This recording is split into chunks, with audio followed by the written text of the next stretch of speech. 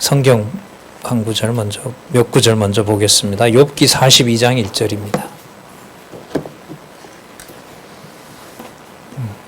욥기 42장 1절입니다.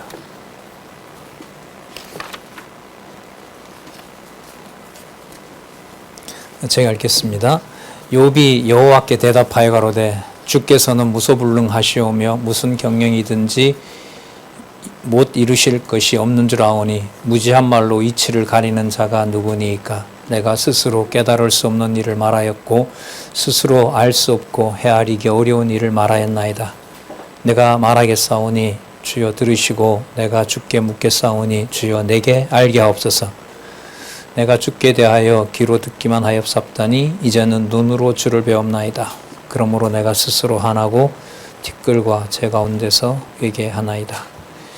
욥기 결론에 나오는 말씀이죠. 하나님의 전지전능하심, 그리고 하나님의 절대 주권성, 그리고 의로운 욥이지만 회개할 수밖에 없는 상황에 처하게 하시는 그런 내용들이 이 본문에 나타나 있습니다.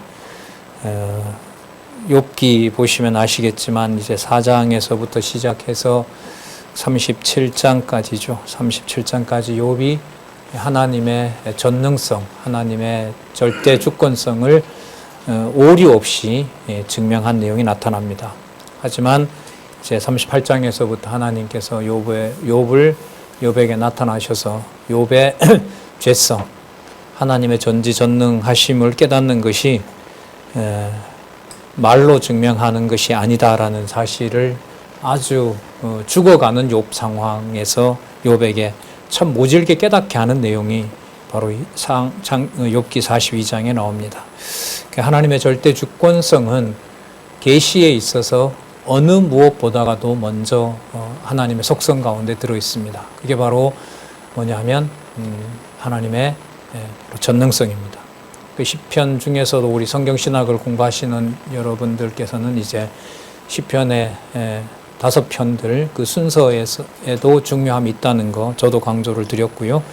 강론집도 그렇게 순서가 이어지고 있고 그 논리를 찾아보는 것이 매우 중요합니다.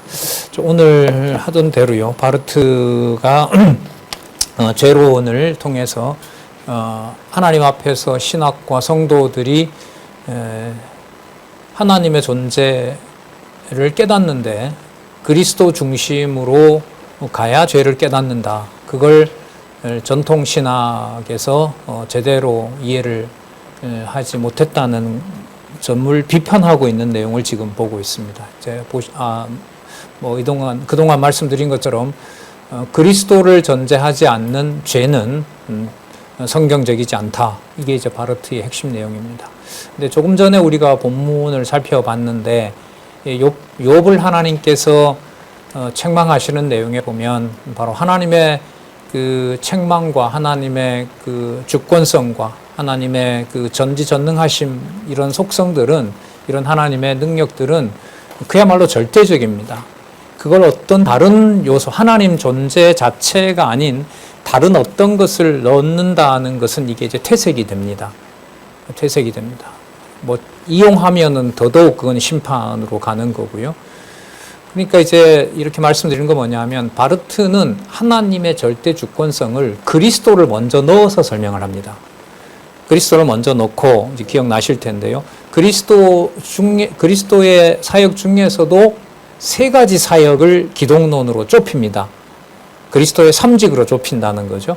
그리스도의 3직도 순서를 기독론 중심으로 인간 구원 중심으로 다시 또 순서를 정합니다. 이렇게 된다고 했죠. 제일 먼저 3직 중에서 제사장직이 먼저 나와요. 그러니까 이게 구원론에서 제사장직을 통해서 구원론을 먼저 해석합니다. 그 다음에 왕직이 나옵니다. 심판 개념이 들어가죠. 그 다음에 성경이 들어갑니다. 성령론 이렇게 되는데 이걸 이제 바르트를 비판할 때 이걸 이제 물론 비판하는데 바르트는 이걸 가지고 그리스도를 통해야만 죄를 알 수 있다라는 것을 결국 강조하게 됩니다.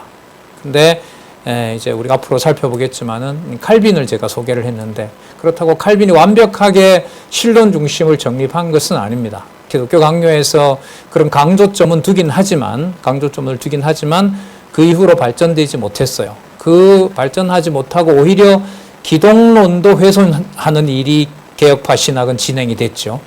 칼빈이 16세기니까 17세기까지 한 100여 년 지납니까? 100여 년 지나면서 그 1700년도가 된다는 말은 18세기가 되니까요. 칼빈이 16세기인 거고요. 16세기, 17세기에 있었고요. 그러니까 한 1세기 정도, 100여 년 정도 지나고 난 다음에 18세기가 되면 칼빈이 인용했던 성경의 권위 자체가 흔들려 버립니다. 그러니까 개혁신학에서 이제 칼빈을 쫓아갈 수밖에 없는 게 성경 권위 쪽으로 가지 않고 칼빈의 이론 쪽으로 가다 보니까 칼빈을 가지고 모든 신학을 방어할 수가 없는 거예요. 특히 죄 문제를 방어할 수가 없어요. 거기에다가 칼빈이 인용했던 성경에 대한 권위도 무너져 버렸어요. 그래서 18세기부터 유럽 신학은 한계를 드러냅니다. 한계를 드러낸단 말은 하나님의 존재 증명을 성경을 통해서만 할 수 있다는 일이 사라져 버리는 거죠. 자, 그걸 바르트는 기독론을 복원하고, 자, 그 중에서도 체계를 만들고, 체계는 제사장직, 왕직, 그 다음에 선지자직이라는 구조 속에서 기독론을 설명하고 그 내용 속에, 그 구조 속에 죄 문제를 설명합니다. 창세전에 죄 문제를 거론하지만 그리스도의 은혜 아래 죄를 설명하게 되는 거죠. 그러니까 죄가 아무리 극성을 부려도 그리스도의 은혜는 창세전에 주어진 거기 때문에, 확정된 거기 때문에 변함은 없다. 그건 일면으로 맞습니다. 하지만 거기서 하나님의 절대 주권성은 점점 바르트의 구조대로 가면 약화됩니다. 성경 신학은 예를 들면 기독론에도 성경적이고 동시에 하나님 계시 사건에서 하나님의 절대 주권성, 악에 대한 하나님의 전적인 통제, 그걸 얼마나 설명을 할 수 있느냐. 이게 이제 제가 관심을 가지고 이 책에서 논문 다음에 좀 빨리 쓰고 싶었고, 이 갈증을 저로서는 이제 빨리 정리를 하고 싶어서 지금 이게 4장입니다만은 5장에서 이제 성경 신학을 주창하신 이 박용기 목사님의 신론 중심의 죄론은 어떤 것이냐. 이때 신론 중심이라고 했을 때는 칼빈이 주장은 했지만 완성하지 못했던, 성경을 바탕으로 완성하지 못했던 신론 중심, 그리고 신론 중심에서 기독론을 바르트가 말하는 제사장직, 왕직, 선지자직으로 놓으면 기독론이 완성이 안 된다. 그런 구조여서는 안 된다는 거죠. 그러면 어떤 구조여야 되느냐? 마태, 마가, 누가, 요한 구조에서 죄 문제를 설명을 해야 된다. 그러니까 그리스도의 그 사역에서 나타난 하나님의 심판 개념을 그리스도의 속죄 사역하고 이렇게 혼동시키면 안 된다. 근데 바르트는 제사장직 밑에다가 죄를 넣어버렸잖아요. 그러니까 죄가 아무리 죄로 드러나도 뭐가 덮어버려요? 무슨 직이? 제사직이 덮어버리는 거예요. 그러다 보니 죄가 어떻게 될까요? 아무리 드러난다 하더라도 죄 문제가 약화되는 거죠. 그러니까 개혁파 신학은 예정론을 가지고 구원 문제가 해결됐다고 하고 마음껏 방종하는 쪽으로 가거나 아니면 율법을 동원해서 다시 통제하거나, 그 갈라디아서에 나타난 배경하고 비슷해요. 개혁파 신학의 흐름이. 칼빈이 강조했던 예정론을 가지고 구원 문제 해결하고 자기 마음대로 막 하고 싶어서 하게 되는 거죠. 그러다 보니 교회가 무질서해지고 엉망이 되는 거예요. 그러니까 다시 뭐를 가지고 와요? 율법을 가져와요.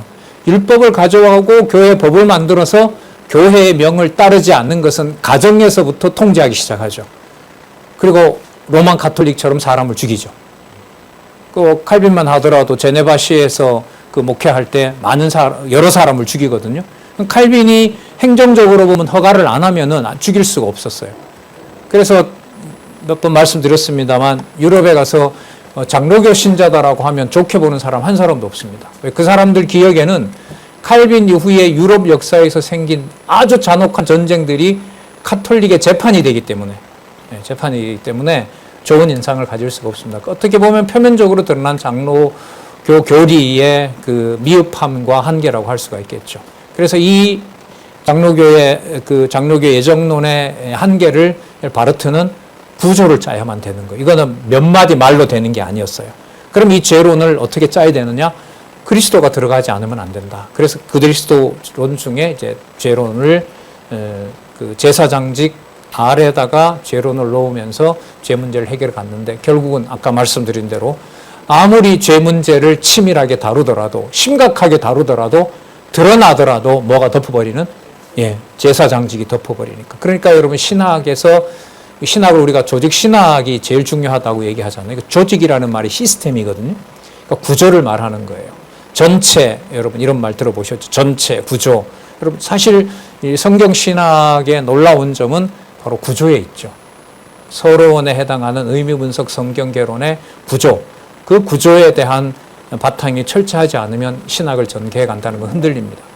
그 예를 저는 이제 절대주권만 알고 신학교에 갔던 우리 동료들이나 우리 선배들, 장안중앙교회에서 꽤 많이 갔죠.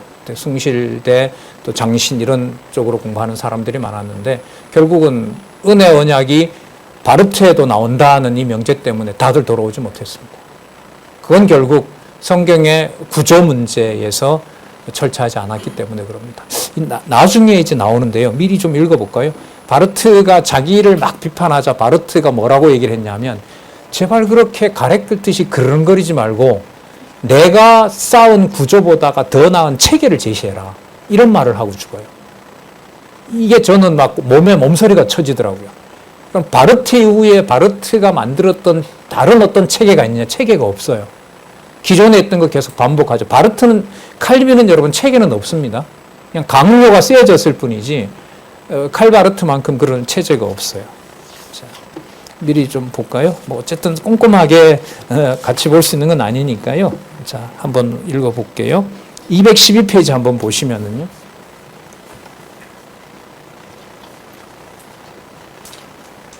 213페이지 두 번째 줄 볼게요. 213페이지. 바르트가 만인 구원론을 얘기했다고 이제 막 스칸디나비아, 북유럽 쪽의 루터교가 공격을 했던 거예요. 그리고 당신은 결국 죄를 없앴다. 그런 요소가 있지만 그 단편적인 걸 들어서 막 비판을 했어요. 그랬더니 213페이지 위에서부터 두 번째 줄에 보시면 바르트는 자신의 의도와 신학 체계를 바르게 이해하지 못하는 스칸디나비아 신학자 구스타프 빙글, 이 사람들은 루터파가 많습니다. 여기는 보면 대인 공격을 할 정도로 흥분하기도 했다. 악 혹은 죄와 관련된 부분이 미흡하다고 비판하는 것에 대해 바르트는 그르렁거리지 말고 뭐라 그래요? 전체적 의도를 파악하라고 합니다. 바르트는 그의 반박에 대해서 이렇게 질타합니다. 나를 반박하려면 나의 저작에 상응하는 총체적 기획의 형태로 반복해야지 저렇게 그르렁그르렁거리는 것으로는 안 된다. 엄청 흥분했죠, 바르트가. 물론 이때는 화해론이라는 구조를 다 만들어냈을 겁니다. 그래서 여러분 구조 문제. 그러니까 문장이 일단 뭐 해야 돼요? 통일성이 있어야 돼요. 문장이 일관성이 있어야 돼요. 그러니까 일관성이 있다는 말은 1번이므로 2번이고 2번이므로 3번이고 3번이므로 4번이므로 계속해서 그러므로이고 때로는 왜냐하면이 들어가야 되고 간단해요. 1번이므로 2번이다. 왜냐하면 이렇다. 그렇기 때문에 이건 아니다. 그러므로 이것이다. 이렇게 그러므로 중심으로 문장이 쭉 연결이 돼야 돼요. 나머지 중간의 것들은 거기에 대한 근거인 거예요. 왜냐하면 예를 들면 반면에라든지 하지만 그럼에도 불구하고 이런 것들로 계속 증명이 돼가야 돼요. 문장이라고 하는 것은. 그리고 문장이 이어졌을 때 그게 전체 바탕이 되는 거죠. 뭘 할 수 있는 시스템을 만드는, 구조를 만드는 게 되는 거죠. 그래서 여러분 성경신학에서 여러분 공부하셨지만은 성경신학의 서론, 의미분석 성경개론, 그 다음에 본론, 성경 강론 전집, 그 다음에 결론, 성경 신학 개론. 네. 낯선 것처럼 그렇게 보세요. 네. 처음 들어보세요? 아니죠. 네. 여러분 서론, 본론, 결론은 이건 논리적인 얘기인 거예요. 그리고 그 각각 속에 들어가도 의미분석 성경개론 10단계 구조, 뭐 동그라미까지 보면 11개, 본문에서부터 최종 주제 여호와 계시까지 갈 때 11개, 그 다음에 성경 신학 총서 1페이지부터 문장이 연결돼서 끝에 가서 9882페이지로 끝나는 거. 그 다음에 이 5가지를 모아서 성경 신학 총서에서 첫 번째 문장이 연결됐으니까 논리적 일관성, 그 다음에 구조의 통일성, 그 다음에 체계의 완벽성, 의미의 단순성, 주제의 단일성, 이 순서는 좀 틀리지만 이 5가지 요소를 충족시킬 때 바로 이게 진리가 된다는 거죠. 따라서 성경은 정황무한 하나님의 말씀이다. 그렇게 논증이 된 겁니다. 그걸 이제 따라갈 수 있도록 이제 다음에 생기는 이게 당연히 그래야죠. 단계라는 말은 이제 반이 많이 늘어나는 거죠. 우리 체제개혁 했을 때 공부반이 그때 20개가 넘었거든요. 20개가 넘었던 적이 있어요. 그게 결국은 동일한 내용이고 각각 뭐가 그 단계마다 반이 있고 자기 수준에 맞는 또 그런 공부들이 있었다는 거죠. 이게 바람직한 거죠. 그러니까 앞으로 만약에 학교로 간다라면은 이런 시스템으로 가야죠. 누가 터치하지도 않고 내가 원하는 부분을 내가 가서 마음껏 확인하고 자기가 자기 글로 표현하고 예를 들면 또 이렇게 말로 표현하고 하는 그런 공부 방식이 다음에 저희들 세대에 꼭 필요하고 또 하나님 주셨으면 하는 겁니다. 글쎄요, 그거 없이 성경신학의 체계성을 확인하고 지켜간다? 글쎄요, 언젠가는 된다. 그거는 좀 너무 괴로울 것 같아요. 그렇게 받아들인다는 것은. 자, 지금 뭘 하고 있냐면 바르트가 개혁파 신학이 예정론 문제도 제대로 다루지 못했고 예정론 문제를 다루지 못했다는 것은 죄론 문제도 제대로 다루지 못했고 그래서 결국은 2가지 이중장부 만들어서 시작할 때는 복음이라고 하고 끝날 때는 율법 받으라고 하는 바로 그러한 일로 갔고 그러한 만행들이 역사적으로도 일어나도록 했다. 예. 자, 그런 부분을 중심으로 오늘 시간 되는 데까지 한번 보도록 하겠습니다. 208페이지를 한번 보시면은요. 208페이지 그 인용이 있는데요. 이거 읽어볼 텐데 그 인용 5번째 줄을 한번 보도록 하겠습니다. 그 208페이지 인용 위로 5번째 줄. 이렇게 개혁파 전통신학은 심판받은 죄와 아직도 피조물에게 거하는 죄성에 대한 균형 잡힌 이해를 하지 못한 결과, 자, 이렇게 보세요. 심판받은 죄만 받아들이게 되면 창세전 예정론을 걸어서 뭐가 돼요? 무슨 짓을 하더라도 이게 뭐가 안 돼요? 구원의 영향을 안 주기 때문에 다 되는 거예요. 그래서 사람을 죽이고 법정에다 세워서 세상법으로 다스리고 화형에 처하고 이게 개혁파 교회들이 한 거거든요. 그래도 어떤 양심의 가책을 받지 않아요. 왜? 내 죄는 창세전에 이미 그리스도 안에서 해결했기 때문에. 이게 여러분 이 예정론에 대해서 서구에 그래서 여러분 예정론이 싫은 개혁파 신학 때문에 기독교 역사에서는 뭐가 나온 줄 아세요? 성경은 버릴 수 없어요. 하지만 장로교 저런 식은 아니에요. 그래서 뭘 도입해야 돼요? 율법은 그렇다고 아니에요. 도덕적인 것은 룰은 받아들여야 돼요. 율법도 아닌 도덕적 룰, 이건 어려운 문제거든요. 불가능해요. 그래서 개혁파 신학의 단점을 보고 경악하고 성경은 받아들이되 각자 자신의 양심에 따라서 신앙생활을 도덕적으로 해야 된다. 적어도 산상수훈에 나타난 그리스도의 교훈을 따라서. 그래서 생겨난 여러분 종파가 복음주의입니다. 복음주의라고 들어보셨죠? 한국에 여러분 이 성경을 바탕으로 하는 신학회가 2개가 있는데요. 하나는 한국개혁신학회예요. 개혁신학회는 장로교회는 다른 종파들이 못 들어옵니다. 자유의지를 열어놓기 때문에, 인간의 부분 타락을 열어놓기 때문에. 그러면 그 사람들을 진리가 아니다, 저거는 신학이 아니다 욕할 수가 없어요. 학계에서는 나름대로 논리가 있기 때문에. 그래서 만들어진 학회가 제가 발표했던 한국복음주의 신학회입니다. 그런 책들은 저도 여러 권 이제 사놨는데 그 역사적인 과정을 좀 이제 이 바르트 연구하면서 그 다음에 살펴보려고요. 그러니까 복음주의 시작의 역사는 이 문제하고 관계가 돼요. 심판받은 죄 문제만 얘기했고 어떤 행위도 자기 마음대로 하면서 나는 구원의 영향을 받지 않는다고 말했던 장로교 개혁파 신학에 대한 불만과 한계라고 보시면 돼요. 그래서 드러난 게 뭐냐면 복음주의입니다. 우리나라에는 상징적으로 2 신학교를 거론하죠. 죄와 죄를 그리스도 안에서 해결했고 율법을 가지고 통제해야 된다라고 가르치는 그다음 총신. 아니다. 율법을 가지고 다시 통제하면 안 되고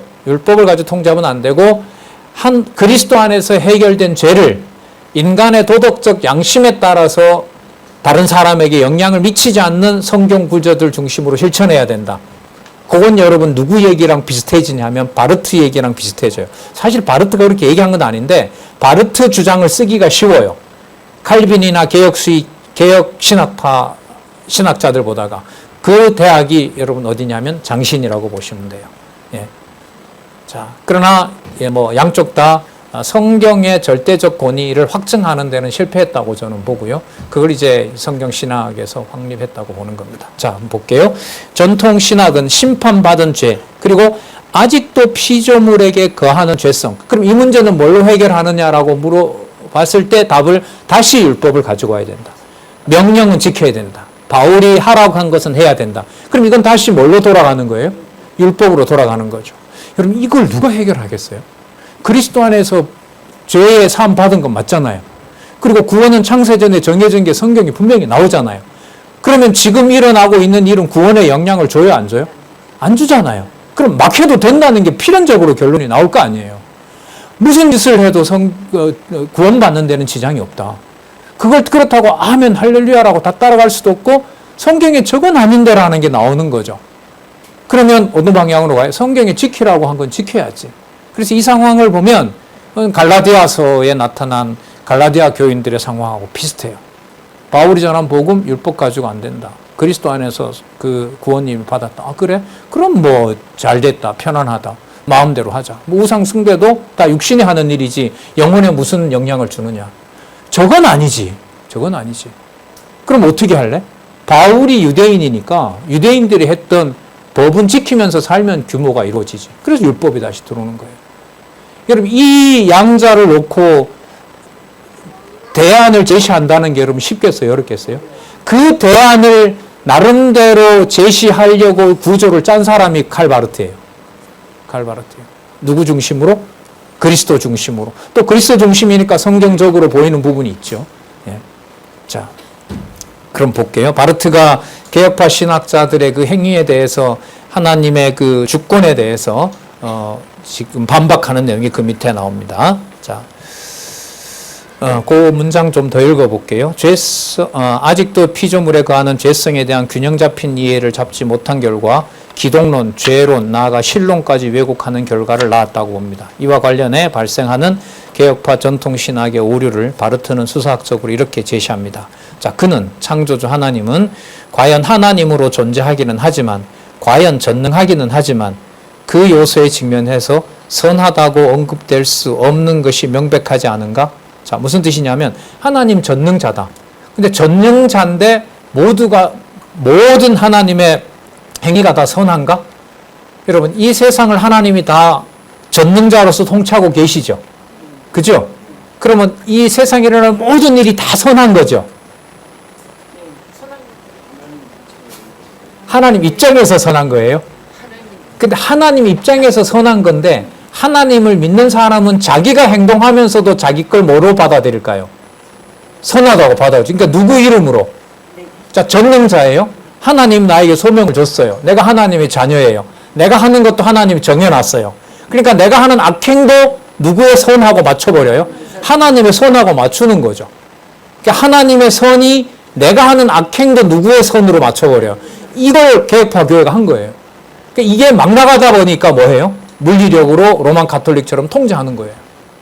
여러분, 여기서 만약에 그런 일이 벌어졌으면 그분도 형제고 지체고 같이 교제할 수 있어요? 제가 막 험한 소리하고 막 욕하고 막 폭력을 행사하고 이렇게 하면 그게 여러분 진리 안에서 교제가 될 수는 없는 거 아니에요. 그런데 이제 바르트가 제기하는 게 개혁파 신학에 대해서 그 전능자 맞다. 그 전능자인데 하나님이 전능자라는 요소에 직면해서라는 말은 하나님이 전능하다라는 그 내용을 받아들이고, 그럼 교회에서 하고 있는, 장로교회에서 개혁파에서 하고 있는 일이 그럼 모든 게 다 선하다고 할 수 있느냐? 선하다고 할 수 있어요? 없어요? 할 수 없는 거죠. 교회를 허물면서도 누가 하게 한다고 하니까? 하나님이 하게 한다고 하니까. 자, 그 다음 또 계속 연결을 시켜요. 자, 그래, 좋다. 하나님이 정해놔서 선하다고 하자. 자, 그게 그 말이에요. 그것은 과연 선하기는 하지만 이 요소에 직면해서 명백히 다만 불완전하게 존재하는 것인가? 그런 악행도 저버리는, 악행도 막 하게 하는데 하나님이 저것까지 허용한다면 하나님은 그러면 내가 하는 악행에 하나님은 따라오는 자냐? 그럼 하나님은 악행을 통제하지 않는다면 하나님은 전능자예요? 전능자 아니에요? 전능자가 아니죠. 왜냐하면 내가 육의 소욕, 사단의 종로로 타고 있잖아요. 그런데 하나님이 그걸 정해놨어요. 그럼 사단이 막 설치는데도 하나님의 교회를 허물고 있는데도 하나님은 뭐 하고 있어요? 가만 보고 있어요. 왜 보고 있을까요? 왜 보고 있을까요? 사단에게 뭐 하니까? 사단을 이기지 못하니까. 그 당신들 그런 심 믿고 있느냐 이 말인 거죠. 자, 그럼 또 그걸 연결을 합니다. 불완전하게 존재하는 것인가? 혹은 그것은 과연 완벽하게 존재하기는 하지만 그 요소에 직면해서는 명백히 다만 제한된 의미에서만 선하다고 언급될 수밖에 없는가? 이건 뭐냐면 선과 악이라는 걸 누구 좋을 대로 그럼 쓸까요? 인간은? 자기 좋을 대로 쓰는 거죠. 그 자기가 불리하면 남들은 악이라고 해도 그걸 뭐라고 하고? 선이라고 하고. 또 하기 싫은 선을 행해야 되는데 하기 싫으니까 그걸 뭐라고 밀어버리고 악이라고 얘기를 하고. 그러니까 선과 악을 임의로 자기 좋을 대로 쓰도록 하는 그 신앙을 가진 하나님에 대한 전능성을 믿는 그 개혁신학은 바르단 말이냐.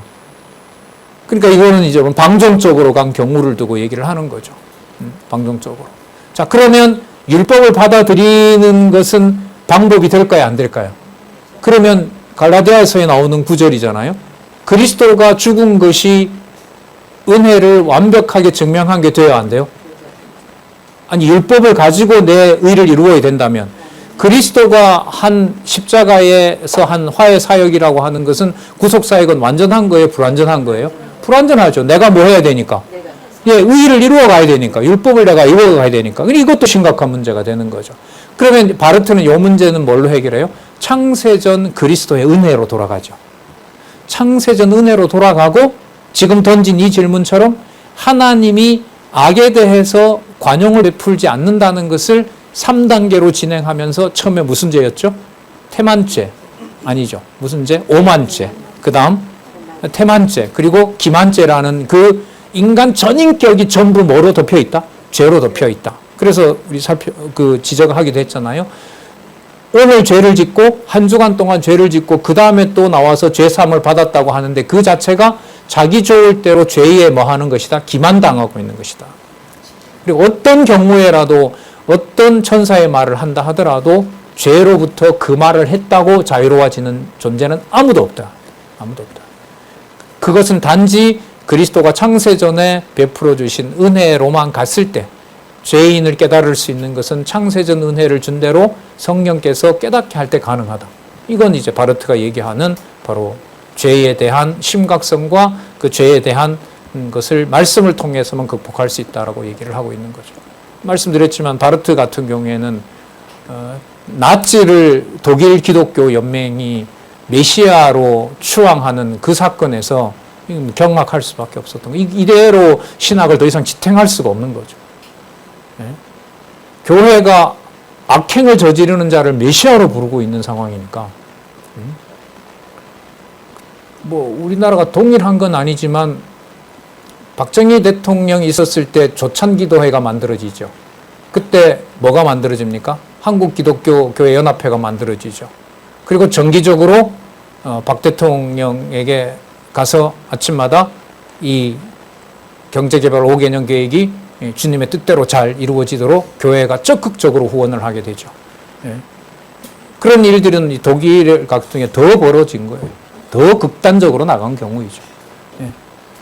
자, 그 다음 또 볼게요. 하나님과 피조물의 그 공존은 과연 하나의 질서 안에서 발생하기는 하지만 그 요소에 직면해서 좋은 공존이 아니라는 것이 명백하지 않은가. 뭐냐면 하나님의 뜻대로 한다고 하면서 교회에 악을 끼치는데 이것을 하나님이 나와 함께 하시는 임마누엘의 증거라고 하는 거, 그게 좋은 공존이냐 그럼? 그걸 공존이라고 할 수 있느냐? 이렇게 지금 질문하고 있는 겁니다.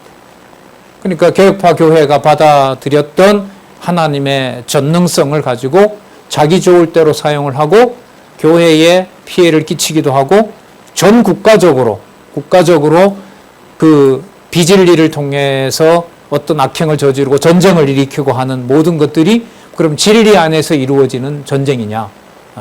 진리가 시켜서 사람을 죽이고 하는 것이냐? 바르트가 이걸 이제 개혁파 신학자들에게 던지는 거죠.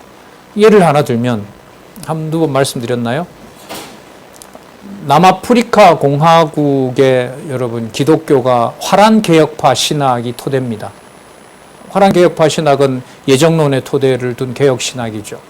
근데 그 남아프리카 공화국을 빼앗을 때 영국하고 전쟁하잖아요. 영국하고 전쟁해서 남아프리카 공화국을 빼앗을 때 그 전쟁을 후원한 단체가 네덜란드 장로교입니다. 네덜란드 장로교가 무기를 사주고 그 전쟁을 뒤에서 후원합니다. 헌금을 모아서 보내고 뭐의 이름으로? 복음을 전한다는 이름으로. 대표적인 예입니다. 그리고 그 유럽 국가들이 아시아 쪽에 식민지 강탈한 거는 여러분들 아시지만 그런 맥락에서는 그게 카톨릭이건 개신교건 필요 없습니다. 전부 신의 이름으로, 신의 섭리라는 이름으로 그렇게 지금 그야말로 이제 악행을 저지른 거죠. 자, 208페이지고 설명 밑에 보도록 할게요. 세 번째 줄을 보겠습니다. 개혁파 신학은 성경의 명확한 토대를 구축하지 못한 결과로 계시에 대한 신뢰할 만한 주장에도 실패하고 성경 계시를 왔다 갔다 하는 거죠. 어떨 때는 자기 필요하면 율법 쓰고 어떨 때는 뭐라고 자유라고 하고 남이 뭐라고 지키라고 하면 뭐라고 하고 야 의인은 복음으로 의인은 믿음으로 얻는 거야 라고 얘기하고 그 다음에 뭘 좀 하지 말라고 하면 당신 그거 악행이다라고 얘기하면 진리 안에서 자유함을 얻어내 당신 무슨 상관이냐고 얘기하고 그 길을 누가 열어놨다는 거예요? 개혁파 신학이 열어놨다는 거죠. 실패하고 죄의 기원과 악의 섭리에 대한 이해도 혼돈을 초래했다. 죄의 기원 분명하게 설명도 못합니다. 그리고 여기 악의 섭리에 대해서도 누구 좋을 대로 써요? 내 좋을 대로 쓰게 된다는 거죠. 그것도 성경의 근거를 두는 것처럼 하는 방식으로 그래서 혼론을 초래했다는 겁니다. 자, 밑에서부터 세 번째 줄 더 볼게요. 바르트는 죄의 활동인 무의 세력화 과정에 대한 해체는 반드시 하나님의 자기 계시, 즉 성서가 증언하는 그리스도 안에서 발생한 구원 사건을 정확하게 정립할 때 가능하다. 이게 여러분 죄론을 그리스도의 그 구속 사건 안에서 설명하는 이제 바르트의 기독론 중심의 죄론이라고 할 수가 있겠죠. 그러니까 창세전 은혜 계약의 바탕을 두고 죄 문제는 어떤 거룩한 행위라 하더라도 그것은 어떤 것이다? 범죄가 될 수 있다. 누가 이끌지 않으면? 성령이 이끌지 않으면. 그래서 순서를 제사장직, 그 다음에 왕직, 그 다음에 선지자직. 선지자직은 여러분 뭐냐 하면 성경론이에요. 성경론. 성경을 통해서 하나님께서 양육하고 길러가신다라는 의미에서 제일 나중에 선지직과 관련된 바로 성령론을 놓죠. 그 성령론이 바로 뭐냐면 교회론이 되는 거예요. 자, 그래서 바르트의 여러분 죄론 다음에 바로 뭐가 나면 교회론이 나오게 되죠. 자, 그렇게 구성이 되어 있습니다. 자, 209페이지 인용 한번 볼게요. 그리스도론은 성경과 전통의 도움으로 어느 정도 자의적으로 구성된 존재론과 드라마적인 것으로 드러날 수는 있었다. 뭐냐면 존재론은 실론을 어느 정도 성경을 범으로 해서 정립한 부분은 있다. 그리고 드라마라는 말은 뭐냐면 성경의 내용들이 쭉 흘러가는 맥락을 찾아간 것은 맞다. 자, 그 말입니다. 그러나 그리스도론은 단순히 그 어떤 역사적 논평들이 가지고 있는 우발성과 비필연적인 어두운 여명으로부터 혹은 또한 그 어떤 신화를 인용하는 우연성과 비필연성의 어두운 여명으로부터 결코 빠져나올 수는 없었다. 이게 뭐냐면 우발성이라고 하는 것은 죄를 설명을 못했다는 거예요. 우연히 하나님이 만들어 놓은 에덴 동산에서 여러분 우연히 죄가 튀어나왔을까요? 예? 그러면 누구 의지와 상관없이 돌아다녀야 돼요, 악이? 하나님 의지와 상관없이. 그러니까 어디 안에 넣어야 돼요? 섭리론 안에 넣어야 되거든요. 통치 섭리론 안에 넣어야 된단 말이죠. 자, 그리고 비필연성이란 말은 죄가 막 그 우발적으로 돌아다닌다고 하고 자기 필요할 때 등장한다라는 말은 하나님의 작정론에 들어가요? 들어가지 않아요? 들어가지 않죠. 그러면 이게 일원론이 돼요? 이원론으로? 이원론이 돼버리는 거죠. 이원론이 돼버리는 문제는 끝난 거죠. 악과 옛날 만이교 사상처럼 하나님은 선이고 악은 맞서서 계속 싸우는 선과 악의 갈등의 세계가 되는 거죠. 이거는 뭐 더 이상 기독교라고 할 수가 없는 겁니다. 예. 210페이지에 보시면은요, 210페이지에 두 번째 단락에 그 각주 49번 다음에 보시면은 제가 읽어볼게요. 두 번째 단락 밑에서부터 하나, 둘, 셋, 넷, 다섯, 여섯. 바르트에게 모든 죄 중에 가장 심각한 죄는 내가 죄인이 아니라고 하는 것과 내가 그 사실을 부정하고 논쟁하고 억압하려는 것이다. 이건 개인뿐만 아니라 당시 개혁파 교회라는 집단이 행하는 것을 전부 다 포괄하는 겁니다. 자, 그러니까 자기가 교회에 해를 끼치고 성도들에게 해를 끼치면서도 그거 죄가 아니다라는 거죠. 왜요? 내 죄는 근본적으로 그리스도 안에서 해결됐기 때문에. 자, 내가 그 사실을 부정하고 논쟁하는 말은 내가 죄가 아니라고 계속 악행을 하면서도 주장하는 거고요. 억압한다는 말은 기독교 국가에서 그 죄를 통제하기 위해서 어떤 장치를 쓴단 말이죠. 예를 들면 예수님이 아니라 세례 요한이 헤롯에 대해서 어떻게 합니까? 동생 그 부인을 취한 사건에 대해서 뭐 책망하죠. 그래서 결국 세례 요한을 없애버리잖아요. 그렇게 권력에 대해서 큰 그 국가 권력에 대해서 악행이다라고 했을 때 그 얘기를 듣기 싫으면 어떻게 해버려야 돼요? 죽여야죠. 죽여야 되죠. 그러니까 그런 일을 개혁파 교회가 했단 말이죠. 그러니까 논쟁하다가 안 되면 물리력을 동원해서 진리 논쟁을 하자고 하고 뒤에서는 뭐예요? 칼을 준비하고 있는 경우가 많다는 거죠. 자, 유럽의 16세기, 17세기, 18세기 일어났던 이 전쟁들은 바로 이러한 일들 속에서 일어난 거죠. 네.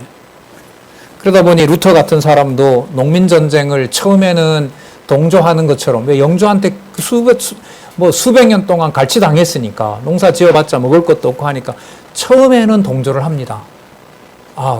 저 사람들 권리가 필요하다고 했는데 이게 전쟁이 급반전돼 버리니까 결국은 루터가 자기가 속한 자기가 속한 신분은 아니니까 자기가 속한 목회지 내에서 영주의 명령을 따르지 않는 자는 학살해도 된다고 결국 인정해 버립니다. 그래서 그 무서운 또 학살이 일어나게 되죠. 농민전쟁을 일으킨 사람도 처참하게 학살합니다. 그 모든 것들을 할 때 자기가 죽인다고 할까요? 신의 뜻을 내세울까요? 신의 뜻을 내세우는 겁니다. 참 어떻게 보면 이 유럽의 신학자들은요, 참 힘들어요. 이 대안을 갖지 않고 자기네 나라 역사를, 그것도 교회사를 써간다는 것은요, 제가 볼 때 굉장히 힘들어요. 이거 고통스러운 일, 안 할 것 같아요. 못 할 것 같아요. 자, 좀 더 볼게요. 바르트에 의하면 죄는 속성상 그 뿌리부터 기만의 죄성이 지배하기 때문에 가장 은밀할 때 가장 섬뜩한 것이며 선한 것, 나아가 최고로 선한 것으로 보이는 것이 무슨 형태가 될 수 있다? 타락한 형태가 될 수 있다는 거죠. 그래서 이 바르트를 복음주의 개혁, 여러분 특히 이 침례교, 남침례교가 이 바르트 사상을 거의 받아들입니다. 여러분 남침례교는 우리나라 침례교와는 좀 다르게요. 교단이 미국에서 가장 크고요. 남침례교에 두 가지 요건이 있어요. 하나는 뭐냐면 예정론이에요. 남침례교가 예정론이고, 또 하나는 뭐냐면 남침례교가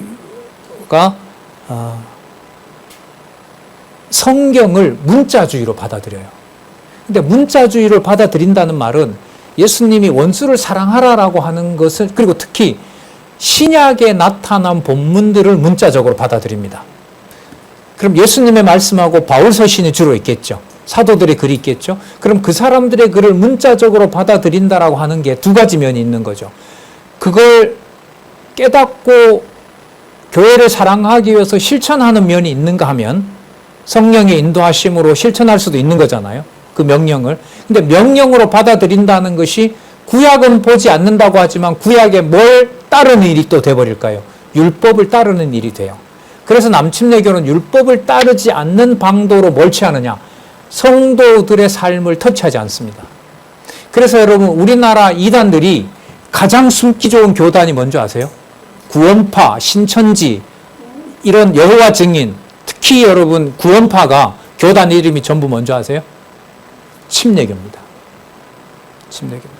그러니까 장로교처럼 종교회의를 열어가지고 어떤 목사 뭐 소명해라 이런 걸 하지 않습니다. 침례교는. 그게 뭐에 뒤에서 그러느냐? 율법을 강요받으면서 그 제세례파라고 율법의 강요를 받으면서 장로교 영지에 살면서 장로교에 들어오지 않았을 때 제세례파가 학살을 당하거든요. 학살을 당해요. 그러면서 거기에 나와서 성경을 쫓아간 건 좋다. 장로교 거 개혁파 신학 받아들인다. 하지만 구약의 율법을 다시 도입하는 방식으로 어떤 교가 단체가 만들어져서 통제하는 거 우린 받아들일 수가 없다. 그러면서 이제 어디로 가게 되느냐? 개인의 생활을 터치하지 않고 그 다음에 교회 내의 연보를 모아서 공동으로 사용을 합니다. 근데 여러분 이게 천국이 아니잖아요. 문제가 생길까요? 안 생길까요? 당연히 생길 수밖에 없는 거죠. 그러다 보니 이 제세례파라든지 남침교 내에서는 또 뭐가 되냐 하면 거기서 성경을 문자적으로 가다 보니까 또 여기서는 뭐가 율법주의로 다시 돌아가는 일이 생기는 겁니다. 참 이 답이 없어요. 진짜 이렇게 보면. 칼빈 좀 볼까요? 210페이지 밑에 제일 밑에 줄에 보세요. 칼빈에게 죄인으로 인간은 자기 본성의 사악함과 불의함, 비천함과 영원한 심판의 공포를 결코 알 수 없다. 그 칼빈도 죄를 자기 스스로 그 깊이를 알 수 없다라고 얘기를 합니다. 그 다음 볼게요. 바르트는 칼빈의 이러한 판단에 깊이 공감합니다. 우리의 육체 가운데 숨겨져 있는 더러운 죄를 인식하도록 우리 눈을 뜨게 할 수 있는 것은 오직 주님의 빛뿐이다. 그러니까 칼빈이든 바르트든 동일한 점은 죄를 죄로 알 수 있는 것은 누가 깨닫게 해야 된다? 하나님께서 깨닫게 해야 된다. 그러려면 진리의 말씀인 성경으로 돌아가지 않으면 안 된다. 이게 칼빈이든 바로 바르트는 같은 점입니다. 하지만 칼빈의 죄론에 대한 한계도 지적합니다. 아까 그 장로교가 개혁파교회가 막 잘못했던 그 행동들 있죠. 율법주의로 돌아가거나 자기 좋은 대로 막 그 범죄하고 하는 거. 그걸 바르트가 또 다른 신학자들도 칼빈 탓으로는 돌리지 않아요. 근데 칼빈주의자들이 칼빈을 따름으로 해서 결국은 누구에게까지 소급이 될까요? 누구 때문이다라고 소급이 될까요? 칼빈 때문이라고 소급이 되는 거예요. 칼빈이 그렇게 말하지는 않았어요. 이 말은 결국 칼빈이 기독교 강요를 통해서 선명하게 율법에 대한 선을 긋지 못했다는 거죠. 그러니까 율법을 지키면 안 됩니다. 율법 가지고는 안 됩니다라는 말이 전부 일관성 있게 나왔다면은 칼빈에게 탓을 하지 않을 거예요. 그러나 칼빈의 여러분 기독교 강요 오래전에 공부하셨는데 우리 선배들은 칼빈이 거기에 보면 자유의지를 인정하는 부분이 나옵니다.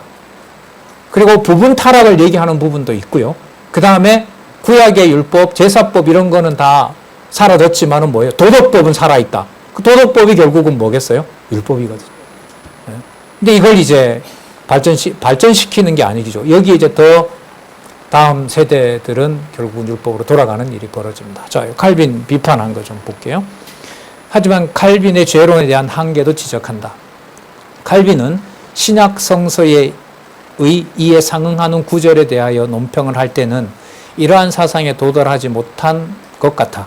그래서 그는 일반적인 대립에서는 곧 저쪽에서는 하나님이 계시고 이쪽에는 인간이 있다는 것에 머물고 있다고 보았다. 이게 여러분 개혁파가 이중장부 맞다는 거예요. 하나님 쪽에 있다는 말은 믿음으로 구원을 얻는다. 의롭다고 하는 것은 누구에 의한 은혜다? 하나님의 은혜다라고 얘기를 했다는 거예요. 그리고 신약 성경의 명령문이 나올 때 예수님이 이렇게 하라라는 명령이 나올 때 구약의 명령은 아니기 때문에 신약의 명령, 예수님이 하는 명령은 율법이 아니라 뭐다? 복음의 명령이기 때문에 우리가 어떻게 해야 된다? 따라야 된다. 이렇게 된다는 거죠. 따라야 된다. 근데 여러분 일반적으로 다 예수님이 말씀하신 건 전부 우리가 뭐 해야 된다고 그래요? 따라야 된다라고 얘기를 하는 거죠. 그걸 이제 이 개혁파 신학자들이 그대로 제2의 율법을 만들게 됐다는 것이고, 그러다 보니 죄 문제에 대해서 이렇게 되는 거죠. 예수님이 말씀한 것을 지키면서 자기의 의를 이루게 된다면 표면적으로 보면 예수님의 말씀을 따르는 거지만 그 속에는 그걸 통해서 누구의 의를 이루려고 해요? 자기의 의를 이루려고 하죠. 그럼 예수님의 말씀을 자기의 의를 채우는데 뭐로 쓰게 돼요? 수단으로 쓰게 되죠. 그러면은 모든 교회가 전체 다 예수님의 말씀을 따르는 것으로 행위를 한다면은 예수님의 말씀을 따르는 그게 결국은 예수님이 이룬 의의를 누가 다시 보충해야 되는 일이 벌어져요. 예. 그리고 그거 따르지 않으면은 성화가 될 수도 없고 결국 어디까지 갈 수 없다? 천국까지 못 간다라고 해버리면 그리스도의 복음이 뭐로 전락해버리게 됩니까? 율법으로 전락해버리게 된다는 거죠. 자, 이걸 개혁파 신학이 해결할 수 없었다는 겁니다. 근데 이게 어떤 이 성경 권위로 돌아오지 않으면 이걸 여러분 누가 대안을 내겠습니까? 그래서 여러분 이 성경 신학 역사 한 40여 년이 지나가고 있는데요. 43, 4년 지나가고 있는 이 성경 신학에서 일어난 오늘 간단하게 살펴본 칼빈도 오류를 범하고 있고 칼빈 이후에 다시 율법주의로 돌아가고 로만 카톨릭과 같이 똑같이 교회를 탄압하고 가정교회에서 개혁파교도 루터 칼빈도 마찬가지. 루터 같은 경우에는 가정교회에서 만약에 누군가가 세례를 줬다고 하면 바로 그건 직결심판에 맡겨버렸습니다. 그 바르트는. 그러니까 그렇게 교회명을 따르지 않으면은 가정교회부터 억압하고 그 다음에 해체하는 루터나 또 개혁교회도 그걸 따라간단 말이죠. 그 행동에 대해서 바르트로서는 용납을 할 수가 없었던 겁니다. 그 고민 속에서 결국은 기독론 틀을 만들었지만 다시 바르트는 죄 문제에 대해서 이렇게 고민했지만 결국 하나님의 주권과 하나님의 계시로 가는 길을 만들지 못한 한계를 바르트가 가지고 있었다. 이게 이제 그 다음에 좀 더 얘기할 그런 내용들입니다. 자, 다음 시간에는요, 213페이지 개혁파 전통신학의 구원론까지 비판합니다. 이건 여러분 아까 조금 살펴봤던 거죠. 개혁파 신학에서 구원은 결국 뭘 지켜야 돼요? 율법을 지켜야 되거든요. 그런데 이거는 누구의 은혜를 결국 손상하게 돼요? 창세전 그리스도 은혜를 손상하게 되는 거죠. 그러나 상황으로 보면 율법을 도입해서 명령을 안 만들 수가 없는 거예요. 여기에 대안을 바르트는 이제 제시하게 되는데 그것도 또한 부족한 거고 바탕이 되는 성경의 권위가 확보되지 않으면 어떤 신학도 신앙도 여러분 불가능하다는 사실을 다시 한번 우리가 고민을 하고 여러분들과 저에게 하나님이 주신 이 성경 신학, 성경을 정황무한 하나님의 말씀으로 받아들이게 된 사건은 기독교 역사에서 너무너무 놀라운 사건이라고 생각을 합니다. 예, 수고들 하셨습니다. 하나님 아버지 감사합니다. 더욱 진리의 말씀에 머물고 싶고 기록하신 말씀을 생명의 말씀으로 받고 싶은 마음을 주셔서 감사합니다. 함께하는 우리 지체들, 또 진리를 지키고자 하는 또 수고하는 동역자들, 진리의 말씀에 더욱 열의를 보이고 또한 그 진리의 말씀을 따라 주의 몸된 교회, 아름다운 성전, 그 신령한 교회를 이루어가는데 하나님의 선한 도구로 써주시기를 간절히 소원합니다. 예수님의 이름으로 기도드렸습니다.